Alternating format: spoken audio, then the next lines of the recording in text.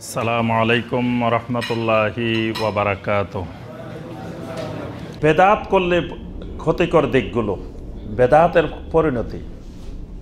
আল্লাহ রাসূল সাল্লাল্লাহু আলাইহি ওয়াসাল্লাম বলেন, মান আহদাসা ফি আমরিনা হাযা মা লাইসা মিনহু ফাহুয়া রাদ্দুন। কোনো ব্যক্তি যদি আমাদের এই দ্বীনের মধ্যে যদি এমন কিছু নতুন আবিষ্কার করে, নতুন তৈরি করে, নতুনভাবে করে, মা লাইসা মিনহু, যেটা আমি করি নাই, আমার সাহাবীরা করে নাই, ফাহুয়া রাদ্দুন, এটা প্রত্যাখ্যাত হবে, এটা বাতিল হবে। আরেকটি হাদিসে নবী সাল্লাল্লাহু আলাইহি ওয়াসাল্লাম বলছেন, মান আমিলা আমালান লাইসা আলাইহি আমরুনা ফাহুয়া রাদ্দুন। কোনো ব্যক্তি যদি এমন কোনো আমল করে যে আমলটা লাইসা আলাইহি আমরুনা, এই আমলটা করার ব্যাপারে আমাদের পক্ষ থেকে কোনো নির্দেশনা নাই, এরকম আমল করে ফাহুয়া রাদ্দুন, সেই আমলটা বাতিল হয়ে যাবে, সেই আমলটা প্রত্যাখ্যাত হয়ে যাবে। নবী সাল্লাল্লাহু আলাইহি ওয়াসাল্লাম বলেন, আমালুন কলিলুন ফি সুন্নাতিন খায়রুম মিন আমালিন কাসীরিন ফি বিদআহ।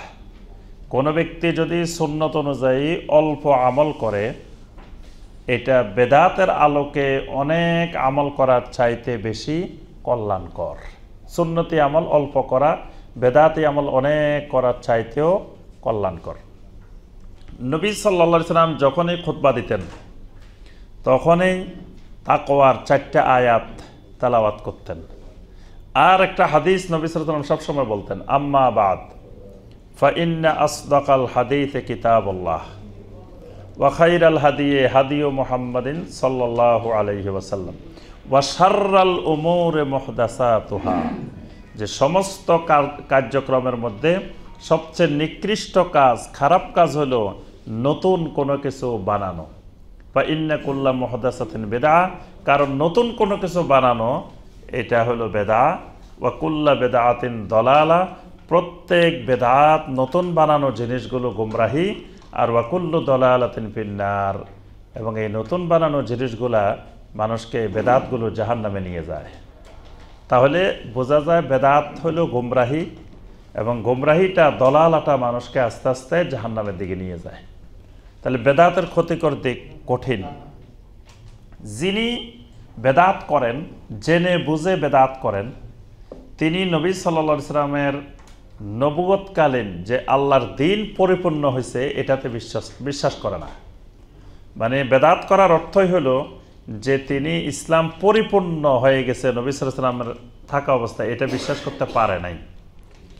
আল্লাহ পাক সূরা আল মায়েদার 3 নম্বর আয়াতে আল্লাহ পাক ঘোষণা দিয়েছেন যে আল ইয়াউমা আকমালতু লাকুম দীনাকুম ওয়া আতমামতু আলাইকুম নি'মাতি ওয়া রাদিতু লাকুমুল ইসলাম দীনা। আজকের এই দিনে তোমাদের জন্য তোমাদের দ্বীনকে আমি পরিপূর্ণ করে দিলাম। তাহলে ইসলাম পরিপূর্ণ। তাহলে পরবর্তীতে নতুন কিছু বানানোর অর্থ হইল যে ইসলাম ওই সময় পরিপূর্ণ হয় নাই, তারপরেও আরও নতুন বানানো দরকার ছিল। তাহলে ইসলামের পরিপূর্ণতার প্রতি অস্বীকার করা হয় বেদাত করার দ্বারা।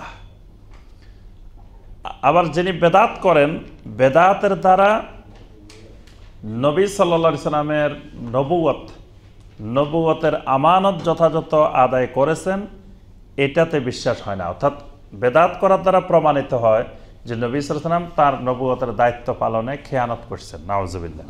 কারণ যে নবী সাল্লাল্লাহু আলাইহি ওয়াসাল্লাম যদি তার দায়িত্ব, তার আমানত পরিপূর্ণ পৌঁছাই দেন, তাহলে নবী সাল্লাল্লাহু আলাইহি ওয়াসাল্লামের পরে আর কেউ কোনো ইবাদত, কোনো আমল, কোনো কিছু বানাইতে পারে না। কারণ নবী সাল্লাল্লাহু আলাইহি ওয়াসাল্লাম মানুষকে আল্লাহর নির্দেশে সব শিখিয়ে দিয়েছেন। তাহলে এরপর আর কিছু বাকি থাকে নাই। নবী সাল্লাল্লাহু আলাইহি ওয়াসাল্লামের হাউজে কাউসার পাবে না যারা বেদাত করবে। 12 জন সাহাবী থেকে অনেকগুলো হাদিসে, অনেকগুলো গ্রন্থে এই হাদিসটা এসেছে। 12 জন সাহাবী, প্রসিদ্ধ সাহাবী বর্ণনা করেছেন, কিয়ামতের ময়দানে কিছু মানুষ নবী সাল্লাল্লাহু আলাইহি ওয়াসাল্লামের হাউজে কাউসারের দিকে আসতে থাকবে। তখন ফেরেশতারা তাদেরকে বাধা দিবে, যেতে দিবে না। নবী সাল্লাল্লাহু আলাইহি ওয়াসাল্লাম বলবেন, হাউলাই উম্মতি, হাউলাই উম্মতি, এরা তো আমার উম্মত, এরা তো আর আমার উম্মত, এদেরকে বাধা দিচ্ছ কেন, এদেরকে আসতে দাও। তখন ফেরেশতারা বলবেন, ইন্নাকা লা তাদরি মা আহদাসু বা'দাক, আপনি জানেন না ভালো করে যে এরা আপনার পরে পৃথিবীতে কি কি নতুন জিনিস বানিয়েছিল। মানে এরা দ্বীনের ভিতরে, ইসলামের ভিতরে অনেক ভালো মনে করে করে নতুন নতুন জিনিস, নতুন নতুন আকীদা, নতুন নতুন ইবাদত, নতুন নতুন আমল এরা তৈরি করেছিল।